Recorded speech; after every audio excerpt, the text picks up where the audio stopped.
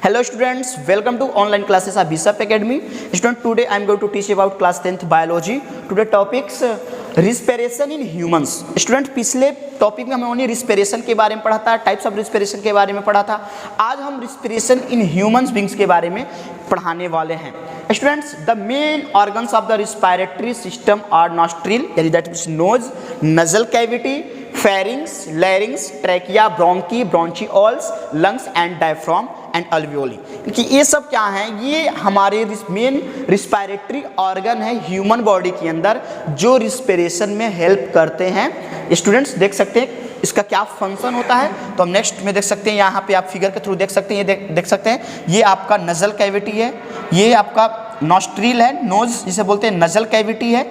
Nasal cavity के अलावा ये क्या है? आपका एपिग्लॉटिस के जस्ट नीचे आपका ट्रैकिया है. ट्रैकिया के जस्ट कार्टिलेज का बना हुआ जो हमारा रिंग लाइफ जो कार्टिलेज ट्रैकिया होता है वो बना होता है, क्योंकि ताकि वो हमारा सिकुड़न ना उसमें उत्पन्न हो. इसके अलावा ये आपका लंग्स है. लंग्स जो होता है, लंग्स के अंदर से एक आता है क्या, देख सकते हैं कि आप ट्रैकिया. उसके बाद ब्रोंची जो है वो टू पार्ट्स में डिवाइड होता है. ब्रांकियोल्स में, ब्रांकियोल्स छोटे छोटे एल्वियोली में क्या हो जाते हैं, जाकर के लंग्स के अंदर क्या पूरे के पूरे फैल जाते हैं. तो इस तरह से यहाँ पे देख सकते हैं एक अच्छी तरह से. इसमें एक प्रोसेस को देखते हैं, इसमें किस तरह सा प्रोसेस होता है, कंप्लीट कैसे होता है.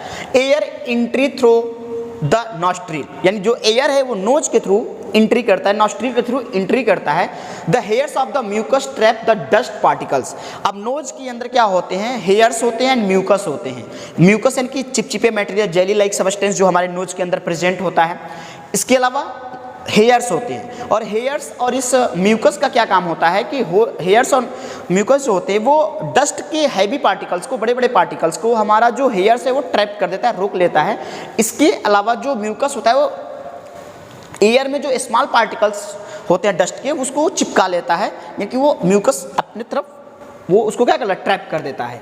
फिर आगे की प्रोसेस क्या होती है कि it is then pass through the pharynx. उसके बाद ये फेरिंग्स में एंट्री करते हैं, उसके बाद लैरिंग्स में जाते हैं, उसके बाद ट्रैकिया पे जाते हैं, फिर ट्रैकिया के बाद क्या जाते हैं, ब्रोंची में जाते हैं एंड इंटर द लंग्स, और लंग्स के अंदर क्या होते हैं, एंट्री कर जाते हैं. तो देखिए होता क्या है स्टूडेंट्स की जो ब्रोंकी है वो ब्रोंकी दो हमारे फेफड़े के अंदर, लंग्स के अंदर जाने के बाद वो दो पार्ट में डिवाइड हो जाता है. किसमें? दो पार्ट में डिवाइड हो जाता है. और दो पार्ट में जब डिवाइड हो जाता है तो उसे हम बोलते हैं क्या है, ब्रैंकियोल्स. ब्रैंकियोल्स बोलते हैं. और फिर ये ब्रैंकियोल्स क्या होता है, the trachea has ring of the cartilage. ठीक, और जो ट्रैकिया होता है वो कार्टिलेज का एक रिंग होता है, और ये इसका क्या काम होता है, which prevent it from the collapsing when that there is no air in the trachea. जब हमारे ट्रैकिया यानी कि विंड पाइप में जब एयर नहीं होता है तो वो सिकुड़े ना, यानी कि एक दूसरे से चिपके ना, कॉन्ट्रैक्ट ना हो, इसके लिए वो कार्टिलेज जो होता है वो हेल्प करता है, ताकि वो हमारी जो ट्यूब है वो परमानेंटली उसी शेप में बना रहे. The bronchi divided into smaller tubes called bronchioles. अब जो ब्रोंची है वो टू पार्ट जाकर के लंग्स के अंदर क्या होते हैं, ब्रोंची दो पार्ट में डिवाइड हो गया, फिर ब्रोंचियोल्स यानी कि छोटे छोटे पार्ट्स में यानी कि जाकर लंग्स के हमारे अंदर डिवाइड हो जाता है, bronchioles, which end in the tiny air sac called alveoli. और यही ब्रोंचीज हो जाकर के लास्ट में एल्वियोली से क्या होता है, जाकर जुड़ जाता है. अब देख सकते हैं स्टूडेंट्स, ये जब हमारा विंड पाइप के थ्रू, विंड पाइप अब आगे ट्रैकिया जो जाता है, ट्रैकिया जो आगे चल करके क्या होता है वो दो पार्ट में डिवाइड होता है ब्रोंची में. फिर ब्रोंची जो है वो हमारे लंग्स के अंदर एंट्री करता है, टू लंग्स के अंदर, और फिर लंग्स के अंदर जाकर के वो डिवाइड हो जाता है छोटे छोटे पार्टिकल्स में, यानी कि ब्रोंकियोल्स में डिवाइड हो जाता है. फिर एक एक ब्रोंकियोल्स जो है वो अंदर जाकर के एक एक उसके इंड पार्ट्स यानी कि एल्वियोली से क्या हो जाता है, जाकर के जुड़ जाता है. और एल्वियोली के अंदर ही गैसियस एक्सचेंजेज होते हैं, क्योंकि वहाँ पे बहुत सारे ब्लड वेसल्स होते हैं, वहाँ पे बहुत सारे कैपिलरीज होते हैं जो गैसियस एक्सचेंजेस करने का काम करते हैं. Students, the alveoli is supplied the blood vessels through the which exchange of the gases take place. यानी कि जो एल्वियोली वहाँ पे बहुत सारे ब्लड वेसल्स होते हैं, कैपिलरीज होते हैं जो गैसियस एक्सचेंजेस करने का काम करते हैं. The alveoli help to the increase the surface of the area for the exchanges of gases. और एल्वियोली क्या होता है, वो सरफेस ऑफ एरिया को क्या करता है, पूरा का पूरा इंक्रीज कर देता है ताकि वहाँ पे गैसियस एक्सचेंजेस आसानी से हो सके। स्टूडेंट्स, आजकल जो कोविड-19 जो कोरोना वायरस डिजीज चला है, इसी अल्वी ऑयलिस के अंदर जाकर के म्यूकस के थिकनेस को बढ़ा दे रहा है।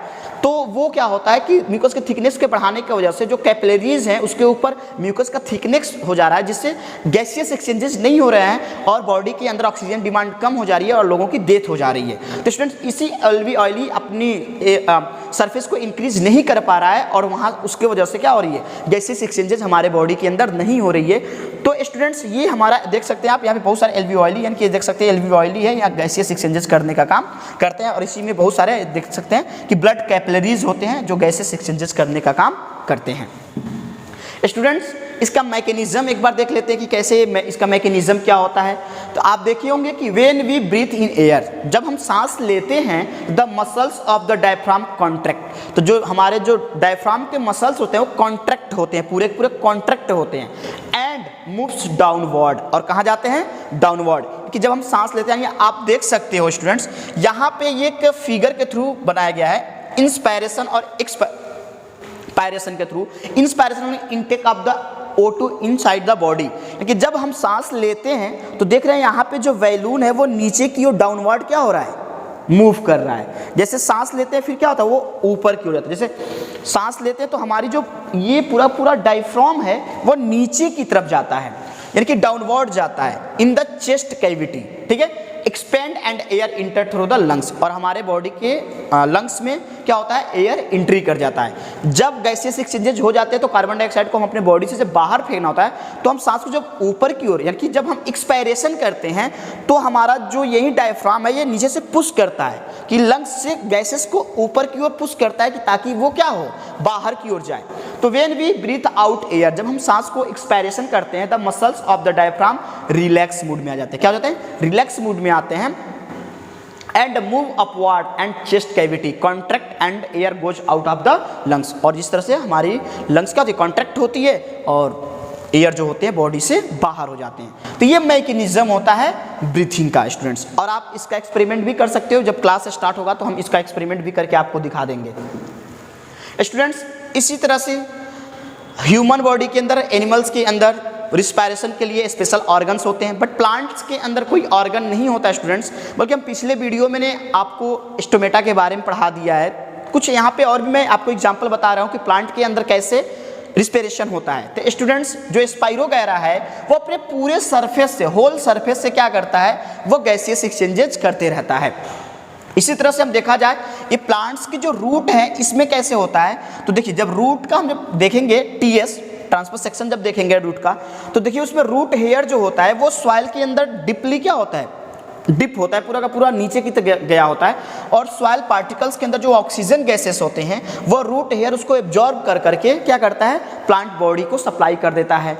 इसके अलावा लीफ के देखा जाए तो लीफ में स्टोमेटा पाया जाता है, जो स्टोमेटा को हम कार्बन डाइऑक्साइड को, इन्वायरमेंट के कार्बन डाइऑक्साइड को क्या करता है, ड्यूरिंग द फोटोसिंथेसिस एब्जॉर्ब करता है, और रिस्पिरेशन के थ्रू ऑक्सीजन को एब्जॉर्ब करता है, कार्बन डाइऑक्साइड को बाहर निकालता है। तो ये स्टोमेटा के थ्रू कंप्लीट होता है। इसके बारे में मैंने नेक्स्ट वीडियो आपको पिछले वीडियो में पढ़ा चुके हैं, ठीक है स्टूडेंट्स। ये रहा स्टीम। स्टीम के अंदर कह सकते हैं बार्क जो होता है, बार्क के ऊपर पाए जाते हैं छोटे छोटे लेंटिकल्स। क्या पाए जाते हैं, लेंटिकल्स पाए जाते हैं। वो लेंटिकल्स भी क्या होते हैं, वो लूज सेल होते हैं। क्या होते हैं, उसके अंदर पाया जाता है लूज सेल, और उसमें कुछ डेड सेल भी होते हैं, कुछ लिविंग सेल भी होते हैं। जो लिविंग सेल होते हैं वही लूज सेल होते हैं। तो वो क्या करते हैं, वो गैसियस एक्सचेंजेस करने का काम करते हैं। वो कार्बन डाइऑक्साइड को बाहर निकालते हैं और ऑक्सीजन को अंदर लेते हैं। तो प्लांट के अंदर रूट, स्टेम, लिप्स, इन तीनों के थ्रू रिस्पिरेशन कंप्लीट होता है। Thank you for watching this video. Next video में हम आपको नेक्स्ट टॉपिक के बारे में पढ़ाएंगे स्टूडेंट्स। अगर कोई आपको प्रॉब्लम है तो गूगल क्लासरूम पे आप कमेंट के थ्रू पूछ सकते हैं। Thank you, have a nice day.